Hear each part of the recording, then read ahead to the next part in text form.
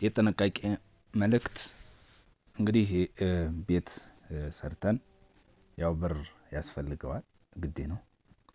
ግን አሁን አዲስ ነገር እየተፈጠሩ ነው። አዲስ ነገር ማለቴ እንግዲህ ከተሞች እየተስፋፉ ሲመጡ በከተሞች ዙሪያ በሁሉም አቅጣጫ አዳዲስ ቤቶች ይሰራሉ። እነዛ አዳዲስ ቤቶች ግን ሲሰሩ ቤት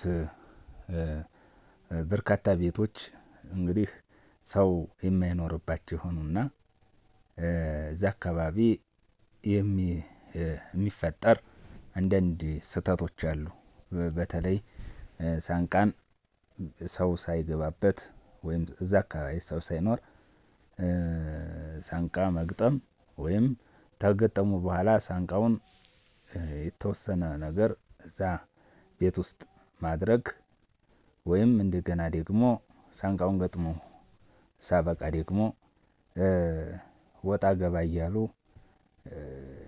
እንደዚህ መኖር ነገሮች ያጋጥማሉና አሁን ለዚህ ደግሞ ለሌቦች ይሄ ነገር የተጋለጠ በመሆኑ ይህንን በጣም ጥንቃቄ የተሞላበት ስራ እንዲሰራ ያስፈልጋል።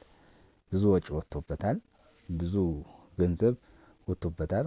እንኳን በዚህ ጊዜ ቀደም ባሉትም ጊዜ ወጪው የሚቀመስ ስላልሆነ አሁን ደግሞ በሩን ገንጥሎ እስከመውሰድ ድረስ የተደረሰበት አጋጣሚ አለ። እንደገና ደግሞ በሩን ገንጥለው ገብተው ውስጥ ያለውን ነገር ያገኙትን ነገር ይዘው እየወሰዱ ስለሆነ በተጨማሪ ደግሞ